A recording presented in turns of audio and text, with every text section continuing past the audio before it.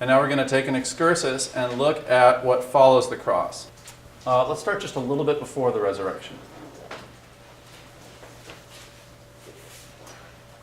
One of my teachers told the story of when he was growing up in a Sunday school class, and the teacher was telling the story in Genesis of the call to sacrifice Isaac that Abraham gets.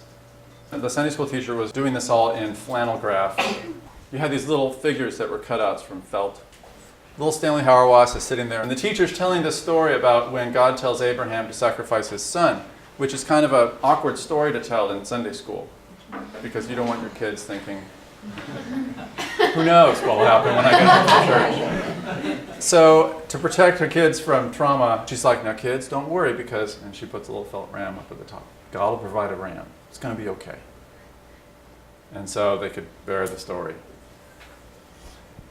And Stanley said it wasn't until he was in graduate school that he realized that Abraham and Isaac don't know there's a ram there. Like, because he knew the ending, he never had actually traveled through the narrative in its original drama. For Christians, we know that Jesus' story has a happy ending, and you've probably known it as long as you've known about Jesus himself. And in a way that's good, because it provides the context that helps the whole story gain its true significance, but it spoils the narrative.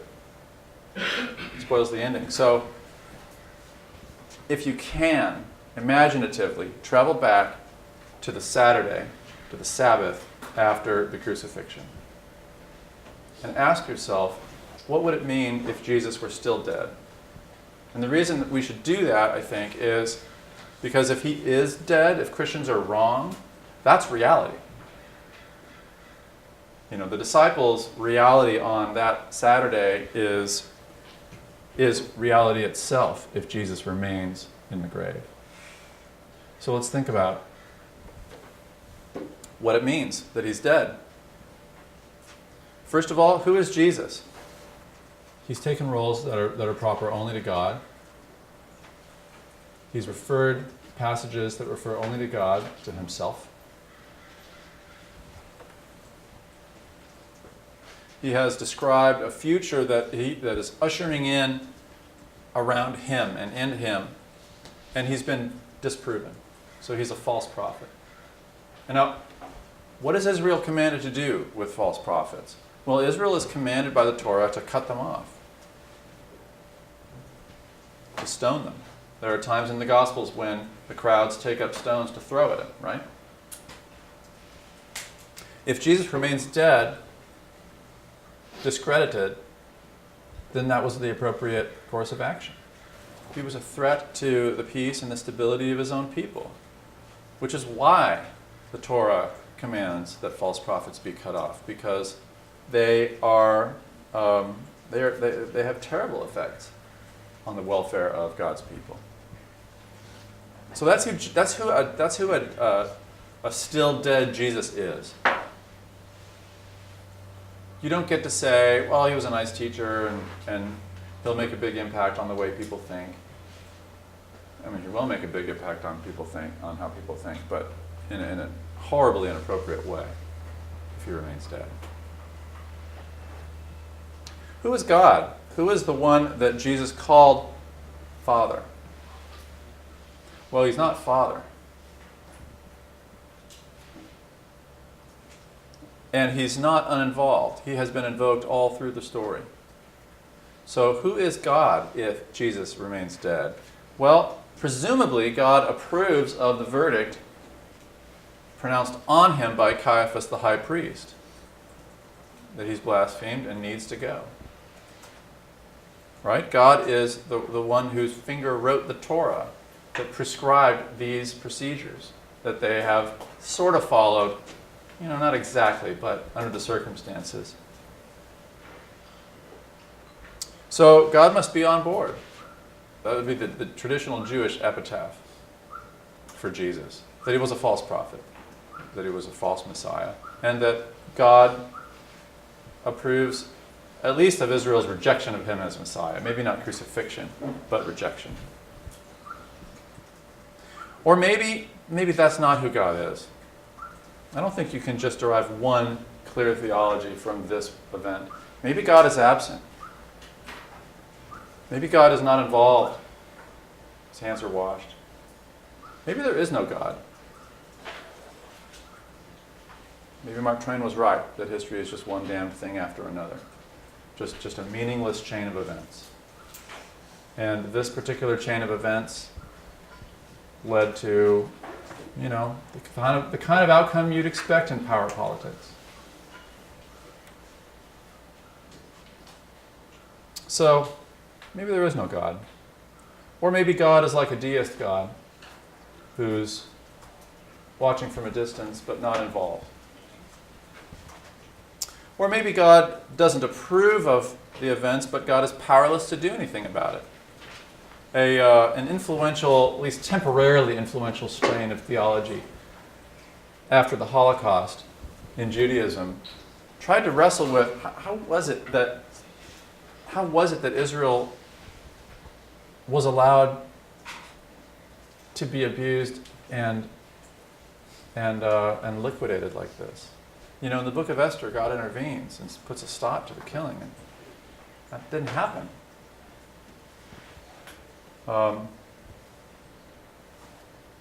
Kushner is a rabbi who, reflecting on the events of World War II, said, well, I'm not going to give up my Judaism. I'm not going to give up my faith in God. But you have to give up the conviction that God is good and powerful enough to stop something like this. Maybe God doesn't approve of the treatment that Jesus gets, but is powerless to put a stop to it.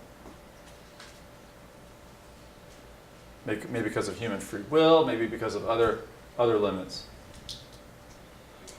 Or maybe God doesn't care. Who says God does? 14 billion years and uncountable galaxies, planets.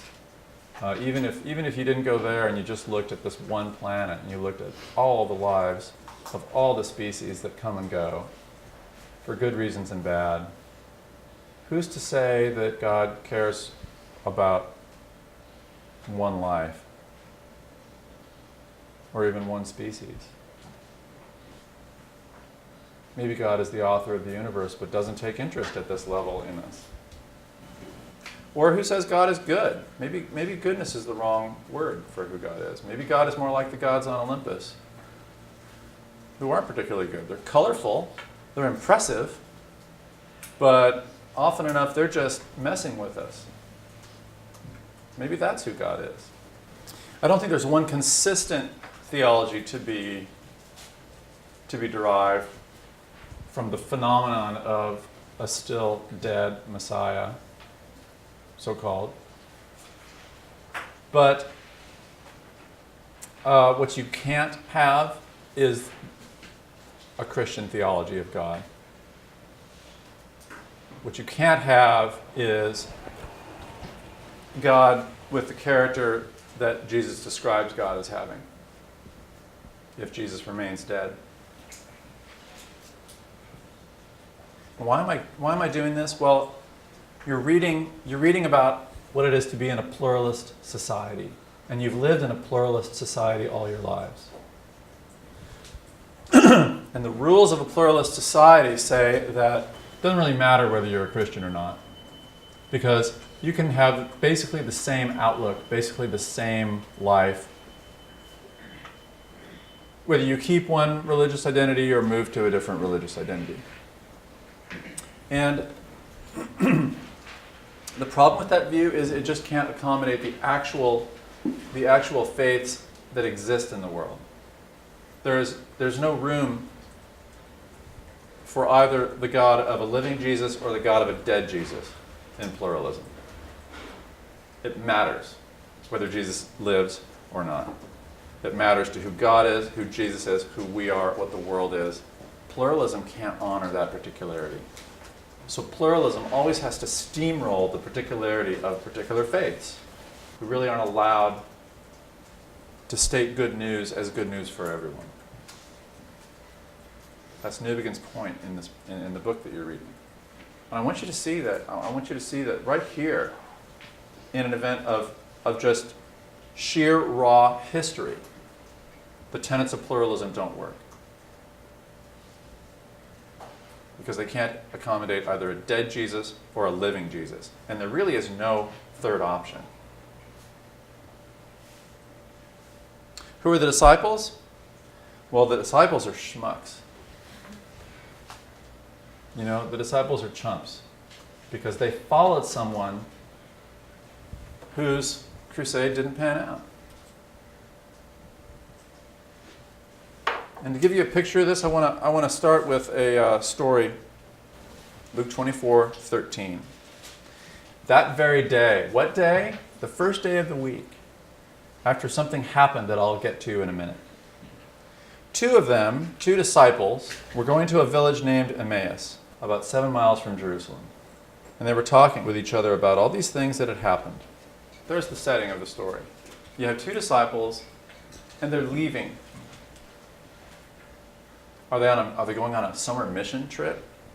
You know, they're not. They're just out. They're done. They're leaving the movement. They're dropping out of the circle of Jesus' followers. I think on the one hand, it's kind of ironic that we call our mission, our mission effort Emmaus Road. You need to keep the context in mind when you read a Bible passage.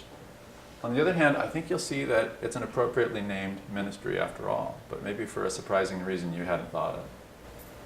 So they're done. They're talking with each other about all these things that had happened. While they were talking and discussing together, Jesus himself, who has recently been resurrected, drew near and went with them.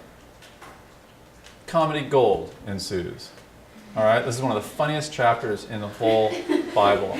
And there is some great humor in Luke Acts. Luke has a good sense of humor and a good way of telling stories.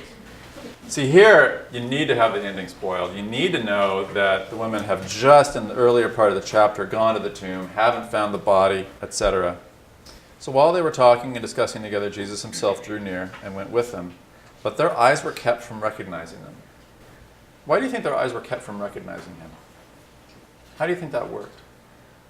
What kept them from recognizing him? Is it because he's now like a shapeshifter? Like now that he's risen, he can assume any other form? Like so many sci-fi villains? Doubt or disbelief? Doubt or disbelief. I like that answer. Yeah. I think in the narrative, that's why. It wasn't God keeping their eyes from recognizing him. It wasn't Jesus keeping their eyes from recognizing him. You'll see. And he said to them, "What is this conversation which you're holding with each other as you walk?" And they stood still, looking sad. And then one of them, named Cleopas. Why is he named? Well, Richard Bauckham has done wonderful work on signs of eyewitness testimony in the Gospels. The peculiar habit of naming or not naming figures in the stories helps explain, their quality as witnesses helps explain why some people are named and some people aren't. You can go check with Cleopas, or in some cases, witnesses are unnamed while they're still living, presumably because they're in danger of being tracked down, whereas they're named after their deaths when the heat's off. Anyway, for some reason or another, Cleopas is named because he's a witness. He answered him, "Are you the only visitor to Jerusalem who doesn't know the things that have happened there in these days?" "Yeah, I'm the only one who doesn't know, Cleopas. Fill me in." And Jesus said to them, "What things?" And they said to him, "Concerning Jesus of Nazareth, who was a prophet, mighty in deed and word before God and all the people." Like, you don't know? OMG. They wouldn't have said that in the first century Israel. We're a long way away from their culture. "And how our chief priests and rulers delivered him up to be condemned to death and crucified him. But we had hoped that he was the one to redeem Israel." I want you to listen to that tense that they use in that sentence. We had hoped that he was the one to redeem Israel. That's called the pluperfect tense. It means action in the past, completed in the past, with effects that are consigned to the past. All right?